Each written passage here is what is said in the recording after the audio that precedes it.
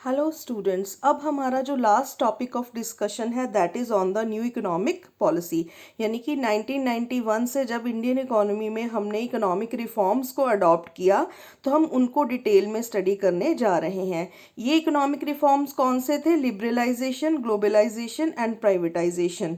तो ये इन तीनों रिफॉर्म्स को अब हम डिटेल में स्टडी करने जा रहे हैं। ये इकोनॉमिक रिफॉर्म्स हमने 1991 में अडॉप्ट किए और इनको अडॉप्ट करने के पीछे भी एक स्टोरी है कि इंडिया को यूएस में डॉलर्स में 7 बिलियन जो लोन की ज़रूरत थी। तो उन्होंने वर्ल्ड बैंक को और आईएमएफ को अप्रोच किया। तो उन्होंने एक कंडीशन रख दी इंडियन इकोनॉमी के आगे कि वो फॉरेन इन्वेस्टर्स को अपने देश में ओपनली इन्वेस्ट करने की इजाज़त देंगे।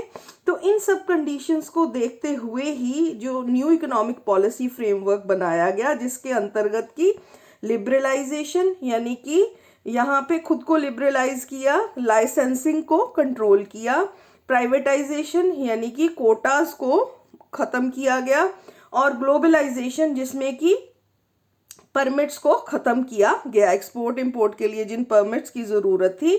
और प्राइवेटाइजेशन में जो है ओपन किया गई जो इंडस्ट्रीज़ थी जो पब्लिक अंडरटेकिंग में थी उनको प्राइवेट सेक्टर के लिए खोला गया। तो ये थे हमारे लिबरलाइजेशन, प्राइवेटाइजेशन एंड ग्लोबलाइजेशन के मेन कंसेप्ट। तो अब हम डिटेल में वन बाय वन इनको स्टडी करेंगे। तो सबसे पहले है लिबरलाइजेशन। अब लिबरल जैसे कि नाम से ही हमें स्पष्ट होता है फ्रीडम। तो ये फ्रीडम किस चीज़ से थी? ये फ्रीडम थी डायरेक्ट और फिजिकल कंट्रोल से।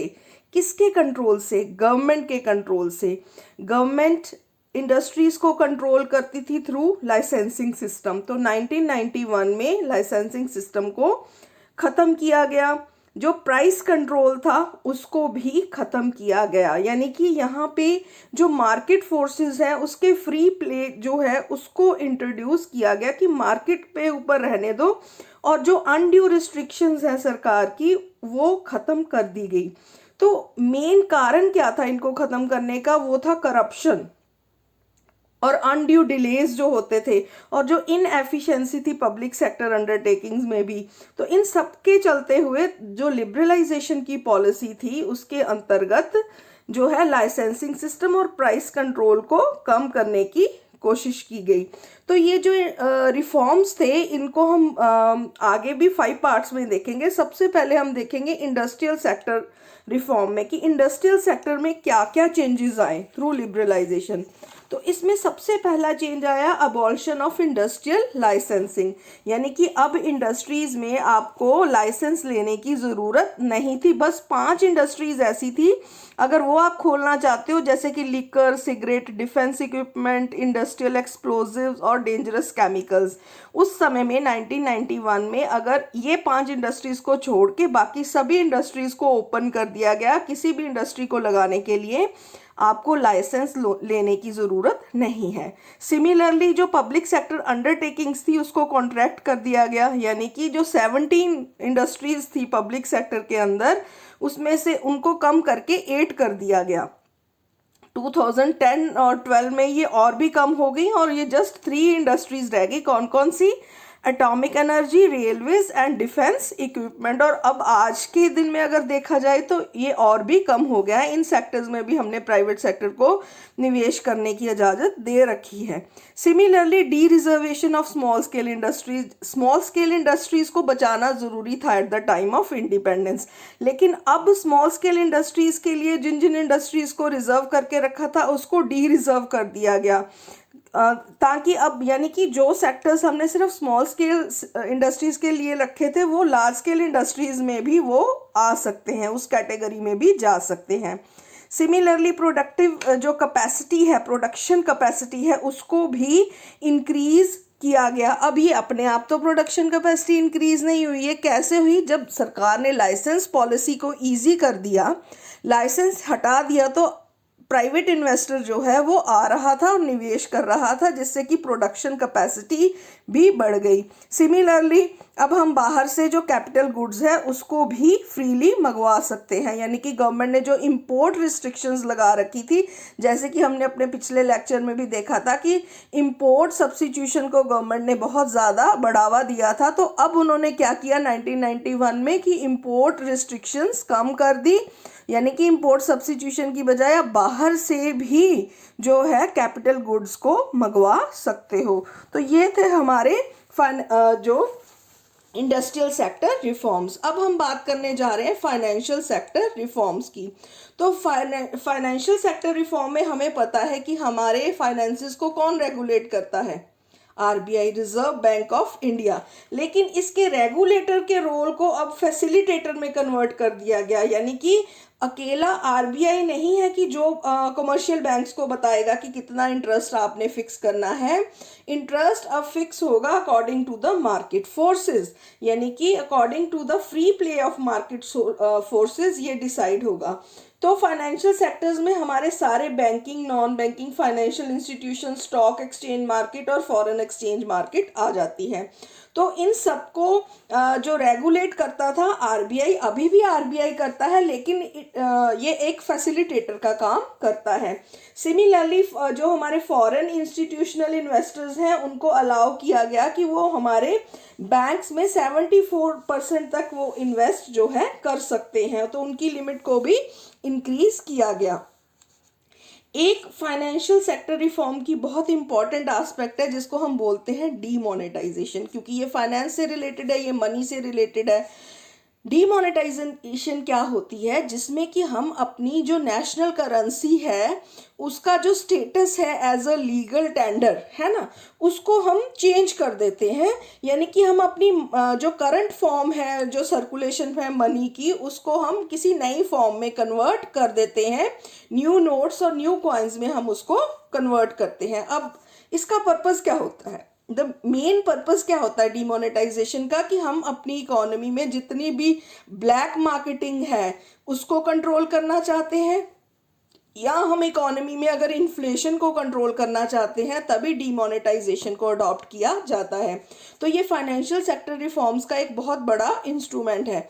और डीमोनेटाइजेशन इंडिया में सबसे पहले 11 जनवरी 1946 में हुई थी, जब गवर्नमेंट ने अनाउंस किया 500 और 1000 और 10,000 के नोट जो है वो लीगल टेंडर नहीं रहे, और फिर ये एक डेथ ब्लो था ब्लैक मार्केटर्स के लिए उस वक्त। देन इंडिया में जनवरी 1978 में भी डीमोनेटाइजेशन को अडॉप्ट किया गया, जिसमें 1000, 5000 और 10,000 के नोट्स को डीमोनेटाइज किया गया, यानी कि बदला गया, बंद भी किया गया। और अभी रिसेंटली इंडिया में जो 2016 में 1 नवंबर 2016 में 500 और 1000 के रुपीज़ के नोट्स को डीमोनेटाइज किया गया। 500 का रुपीज़ का नोट चेंज किया गया और 1000 का नोट तो बंद ही कर दिया गया, उसकी जगह 2000 रुपीज़ का नोट जो है वो इंट्रोड्यूस किया गया। तो मेन मकसद क्या होता है इस रिफॉर्म का, कि इकोनॉमी में से जो एक्स्ट्रा मनी है उसको, जो ब्लैक मनी है उसको कम किया जा सके।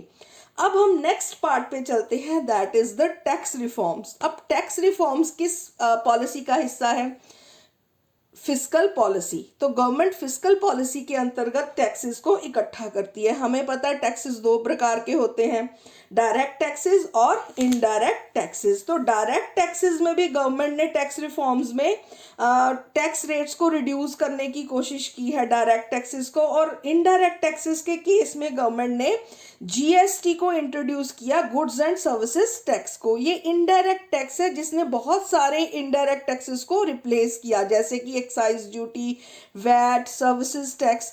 तो ये जो गुड्स एंड सर्विसेज टैक्स है ये कॉम्प्रीहेंसिव है, ये मल्टी स्टेजेस पे लगता है टैक्स, और इसका जो है काफ़ी बेनिफिट है। ये सिंगल डोमेस्टिक इनडायरेक्ट टैक्स है जो मतलब पूरी की पूरी कंट्री में इसको लागू किया गया जुलाई 2017 में। अब हम बात करते हैं फॉरेन एक्सचेंज रिफॉर्म्स की। फॉरेन एक्सचेंज रिफॉर्म्स के अंतर्गत हमें पता है कि फॉरेन एक्सचेंज में भी हमें फिक्स्ड एक्सचेंज रेट सिस्टम और फ्लेक्सिबल एक्सचेंज रेट सिस्टम, दो तरह के सिस्टम होते हैं। तो पहले तो India fixed exchange rate system जो जिसपे कि गवर्नमेंट कंट्रोल करती थी वो रेट सिस्टम अपनाया, लेकिन बाद में 1991 के बाद में फ्लोट एक्सचेंज रेट सिस्टम को भी अडॉप्ट कर लिया गया, यानी कि मार्केट फोर्सेस पे एक्सचेंज रेट की डिटर्मिनेशन को छोड़ दिया गया। उसके बाद डीवैल्यूएशन भी हुई 1991 में। ये डीवैल्यूएशन क्या होती है? डीवैल्यूएशन का मतलब है कि दूसरी जो यूएस डॉलर है उसके कंपैरेटिवली हमने अपनी इंडियन करेंसी की वैल्यू को कम कर लिया। मकसद क्या है इसका? हम अपने एक्सपोर्ट्स इंक्रीज करना चाहते हैं, इंपोर्ट्स को कम करना चाहते हैं। डीवैल्यूएट मीन्स हमने अपनी वैल्यू को कम कर लिया।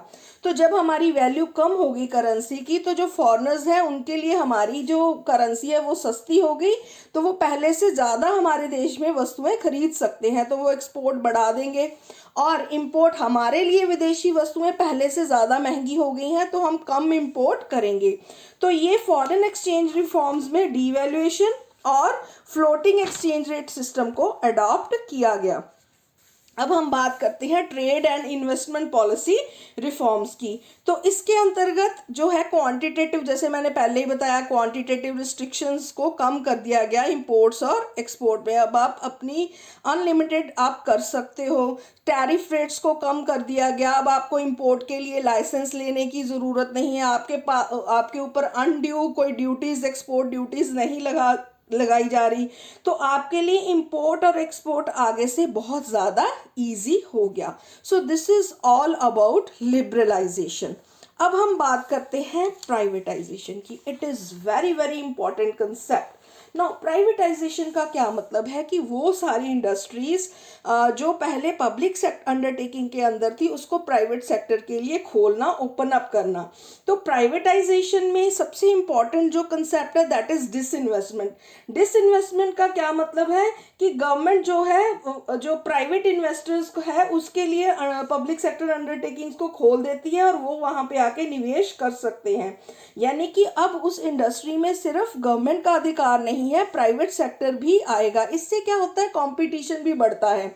और कई जगह तो गवर्नमेंट ने 100% प्राइवेटाइजेशन कर दी है कुछ इंडस्ट्रीज की, यानी कि पब्लिक सेक्टर अंडरटेकिंग्स को प्राइवेट सेक्टर के अंतर्गत उन्होंने ओपन अप कर दिया है। जैसे कि हमें पता है कि इंडस्ट्रियल पॉलिसी रेजोल्यूशन जो था 1956 का, उसमें हमने पब्लिक सेक्टर अंडरटेकिंग्स को और प्राइवेट सेक्टर अंडरटेकिंग्स को दो कैटेगरीज में डिवाइड किया था। But over the period of time ये जो पब्लिक सेक्टर था इसको हमने प्राइवेट सेक्टर में कन्वर्ट करना शुरू कर दिया। इसको हम स्ट्रक्चरल ट्रांसफॉर्मेशन का भी नाम देते हैं। ये क्यों था? क्योंकि जो पब्लिक सेक्टर अंडरटेकिंग्स थी वो डेड वेट में कन्वर्ट हो गई थी, यानी कि वो लॉस में जा रही थी, जिसके कारण कि बहुत ज़्यादा नुकसान हो रहा था। कुछ इनएफिशिएंसी के कारण, करप्शन के कारण, लीकेजेस के कारण जो है डिसइन्वेस्टमेंट को किया गया। और एक कॉम्पिटिटिव इन्वायरमेंट क्रिएट करने के लिए और कंज्यूमर के लिए वैरायटी ऑफ प्रोडक्ट्स अवेलेबल करवाने के लिए, कंज्यूमर सॉवर्जिनिटी के अंतर्गत, कि कंज्यूमर ही प्राइम है और उसको जो उसकी नीड है उसके अकॉर्डिंगली ही प्रोडक्शन होनी चाहिए। और प्राइवेट जो मार्केट फोर्सेस हैं, प्राइवेट सेक्टर को आना चाहिए, प्राइवेट मार्केट फोर्सेस को रन करना चाहिए, जिससे कि डिमांड और सप्लाई के अकॉर्डिंगली ही प्रोडक्शन होनी चाहिए। और डाइवर्सिफिकेशन होनी चाहिए प्रोडक्शन की, यानी कि वैरायटी ऑफ गुड्स जो है वो प्रोडक्शन प्रोसेस में आने चाहिए। सो this is the process of privatisation. तो प्राइवेटाइजेशन के अंतर्गत ग्लोबलाइजेशन पे जाने से पहले मैं एक चीज़ ज़रूर मेंशन करना चाहूँगी नवरत्ना के बारे में। जैसे कि प्राइवेटाइजेशन हुई लेकिन कुछ नवरत्ना थी, जैसे कि हिंदुस्तान एरोनॉटिक्स लिमिटेड, महानगर टेलीफोन निगम लिमिटेड। तो गवर्नमेंट ने ये नवरत्न जो थे या महारत्ना थे या मिनी रत्ना थे, जैसे Indian oil corporation, steel authority of India limited जिसको सेल भी कहते हैं, बीएसएनएल हो गया।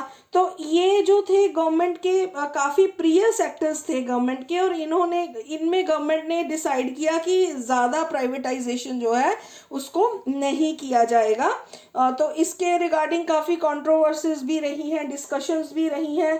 तो पहले गवर्नमेंट ने सोचा कि इसमें भी डिसइन्वेस्टमेंट करनी चाहिए, बट काफ़ी पॉलिटिकल रेजिस्टेंस के कारण ये फिर गवर्नमेंट ने डिसाइड किया कि नहीं, तो इनको सेव रखा गया। तो अब हम बात करते हैं ग्लोबलाइजेशन की। तो ग्लोबलाइजेशन का क्या अर्थ है? हम अक्सर एक वर्ड का इस्तेमाल करते हैं कि हम ग्लोबल विलेज का इस्तेमाल करते हैं। हम एक ही ग्लोब पे आते हैं सारे कंट्रीज़, मतलब ग्लोबलाइजेशन का यहाँ पे मतलब है खुद को ओपन करना वर्ल्ड इकोनॉमी की जितनी भी इकोनॉमीज़ हैं उनके लिए, और आपस में जो ट्रेड ट्रांजैक्शंस हैं उनमें रिस्ट्रिक्शंस को कम करना, खुद को ओपन अप करना, ठीक है जी, अदर कंट्रीज़ के साथ, और कंडीशंस को कम करना जिसमें फ्री फ्लो हो ट्रेड का और कैपिटल का भी। तो इसको हम बोलते हैं ग्लोबलाइजेशन। तो ग्लोबलाइजेशन के अंतर्गत हमने क्या किया? Increase in equity limit of foreign investment, यानी कि जो फॉरेनर्स हैं वो हमारे देश में इजीली इन्वेस्ट कर सकते हैं। पहले हमने इसको 40% तक रखा था, अब ये रेंज 51 to 100% तक है, यानी कि फॉरेनर्स हमारे देश में 51 से लेकर 100% तक अपने जो शेयर्स हैं ले सकते हैं, इन्वेस्टमेंट जो है वो कर सकते हैं। सिमिलरली उसके बाद है पार्शियल कन्वर्टेबिलिटी। अब पार्शियल कन्वर्टेबिलिटी क्या होती है? It refers to the sale and purchase of foreign currency at the market price, यानी कि हम मार्केट प्राइस पे अपनी फॉरेन करेंसी को सेल या परचेज कर सकते हैं। तो ग्लोबलाइजेशन के ऑब्जेक्टिव को अचीव करने के लिए गवर्नमेंट ने पार्शियल कन्वर्टेबिलिटी जो थी इंडियन रुपी की उसको अलाउ किया। इसका मकसद क्या था? import and export of goods and services, payment of interest or dividend of interest, and remittance to meet family expenses। उसके बाद हम बात करते हैं long term trade policy. Long term trade policy क्या थी? सब तरह की रिस्ट्रिक्शंस को हटाना और फ्री फ्लो ऑफ गुड्स का होने देना, यानी कि आयात निर्यात में किसी भी तरह की रिस्ट्रिक्शन नहीं होनी चाहिए, टैरिफ्स की रिडक्शन होनी चाहिए, और जितनी भी क्वांटिटेटिव रिस्ट्रिक्शंस हैं वो कम से कम होनी चाहिए। तो अब हम देखेंगे कि हमने स्टडी कर लिया लिबरलाइजेशन, प्राइवेटाइजेशन और ग्लोबलाइजेशन। तो इन तीनों को अडॉप्ट करने के बाद हमारी इकोनॉमी में क्या इम्पैक्ट पड़ा? सबसे पहले अच्छे इम्पैक्ट की बात कर लेते हैं। वाइब्रेंट इकोनॉमी हो गई हमारी जीडीपी ग्रोथ बहुत तेज़ी से बढ़ी। 1980-91 में जो 5.6 थी वो 2007-12 में 8.2% हो गई। हमारी इंडस्ट्रियल पॉलिसी जो है वो भी आती गई, और हमारी इंडस्ट्रियल प्रोडक्शन भी तेज़ी से बढ़ना शुरू हो गई। हमारा फिस्कल डेफिसिट काफ़ी कम हो गया, जो कि 8.5% ऑफ जीडीपी था, वो कम होकर 3.5% ऑफ जीडीपी पे आ गया। नेक्स्ट हम देखते हैं कि हमारा जो फॉरेन एक्सचेंज रिजर्व्स हैं वो भी काफ़ी बढ़ गए, यानी कि अब हम इजीली जो हैवी कैपिटल गुड्स हैं उनको भी हम इंपोर्ट कर सकते हैं। तो फॉरेन एक्सचेंज का बढ़ना भी एक इकोनॉमिक कॉन्फिडेंस देता है एक कंट्री को। तो हमारी इन्फ्लेशन में काफ़ी कंट्रोल आ गया, जो पहले बहुत तेज़ी से कीमतों में बढ़ोतरी हो रही थी 6 to 9%, वो कम होकर 4 to 4.4% के बीच में हमारा इन्फ्लेशन रेट आ गया। कंज्यूमर को बहुत ही ज़्यादा वैरायटी ऑफ गुड्स मिलने लग गई और सर्विसेज मिलने लगी, यानी कि अब हम अपनी सर्विसेज के लिए अपनी कंट्री पर ही नहीं दूसरे देशों से भी सर्विसेज को ले सकते हैं। सिमिलरली प्राइवेट फॉरेन इन्वेस्टमेंट जो है वो बहुत ज़्यादा हमारे देश में इनफ्लो होने लगी, और इंडिया रिकॉग्नाइज होने लगी as a emerging economic power, और हमारा जो है मोनोपोली मार्केट से कॉम्पिटिटिव मार्केट में हम तब्दील हो गए हमारी इकोनॉमी। लेकिन कुछ नेगेटिव आउटकम्स भी रहे, जैसे कि एग्रीकल्चर सेक्टर निगलेक्ट हो गया। एग्रीकल्चर सेक्टर के निगलेक्ट होना का कारण क्या था कि एग्रीकल्चर सेक्टर में इन्वेस्टमेंट बहुत ही कम हो गई, लेस सब्सिडीज दी जाने लगी एग्रीकल्चर सेक्टर में, इंपोर्ट ड्यूटी भी कम हो गई, और क्रॉपिंग पैटर्न भी हमारा जो है वो शिफ्ट हो गया कमर्शलाइजेशन के कारण, और फूड क्रॉप्स की प्रोडक्शन में थोड़ी कमी आई, लेकिन हमारी कमर्शियल क्रॉप्स में इंक्रीज हुआ। इंडस्ट्रियल ग्रोथ भी आगे से स्लो डाउन हो गया, जैसे कि हमें अनएम्प्लॉयमेंट का भी सामना करना पड़ा। इंडस्ट्रियल ग्रोथ स्लो होने का कारण क्या था कि जो बैरियर्स थे, जो फ्री ट्रेड हो गया तो लोगों ने काफ़ी वस्तुएं बाहर से इंपोर्ट करना शुरू कर दिया, जिससे कि डोमेस्टिक इंडस्ट्रीज प्रभावित हुई। और इंपोर्ट सब्स्टिट्यूशन का मैं आपको पहले ही बता चुकी हूँ, उस पर रिस्ट्रिक्शंस भी सरकार ने ख़त्म कर दी थी, जिससे कि फिर और अनएम्प्लॉयमेंट जो है और ज़्यादा बढ़ गई। डिसइन्वेस्टमेंट के कारण भी जो है काफ़ी लॉस होना शुरू हो गया। जैसे कि जो इनएफिशिएंट गवर्नमेंट सेक्टर्स थे उसमें भी इन्वेस्टमेंट होने पर भी ज़्यादा प्रॉफिट जो है वो नहीं इंक्रीज हुए। Similarly disinvestment is the not the quick solution कि आप अपने फिजिकल डेफिसिट को इससे कवर अप कर सकते हो। सिमिलरली जो है लॉपसाइडेड ग्रोथ प्रोसेस था, और जो हमारी फिजिकल पॉलिसी थी वो भी अंडर स्ट्रेस थी। क्यों? क्योंकि हम ओपन अप हो रहे थे, तो फिजिकल पॉलिसी में भी अब हम टैक्सेस में इतने कंसेशन दे रहे हैं, लेकिन हमें रेवेन्यू भी तो चाहिए, तो इसलिए हमें थोड़ा स्ट्रेन फील हो रहा था। और अर्बन कंसंट्रेशन थी इस ग्रोथ प्रोसेस में, रूरल सेक्टर तो हमारा बेचारा निगलेक्ट ही हो गया। और इकोनॉमिक कॉलोनिज्म भी इसको हम इसका नाम दे सकते हैं हम इसको। और जो कंज्यूमरिज्म है वो भी इसमें काफ़ी मतलब इसमें बड़ा, क्योंकि बहुत सारी एमएनसीज थी जो हमारे कंट्रीज़ में आ चुकी थी, और हम उन वस्तुओं के लिए हमारा क्रेज़ जो है वो इंक्रीज हो चुका था। तो एक तरह से अब ये हम कह सकते हैं कि पहले अंग्रेज़ों ने हमें कॉलोनी बनाया, तो अब एमएनसीज के रूप में भी हम इसको कह सकते हैं कि कॉलोनलिज्म जो है वो डेवलप हो रहा था।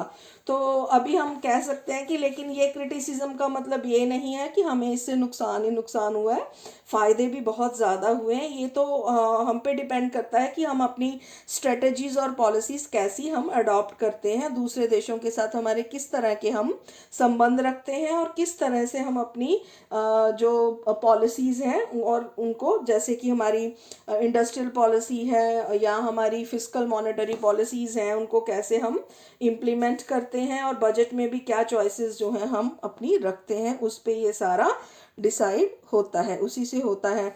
तो this is all about our last topic of this unit. ये यूनिट जो है इससे रिलेटेड जो क्वेश्चंस हैं, जब सारे चैप्टर्स हमारे फिनिश हो जाएंगे तो हम इनके सभी जो यूनिट वाइज इम्पॉर्टेंट क्वेश्चंस हैं उनको भी डिस्कस करेंगे। और अब नेक्स्ट लेक्चर जो मेरा रहेगा वो होगा human capital formation in India. So that's it for today. Thank you.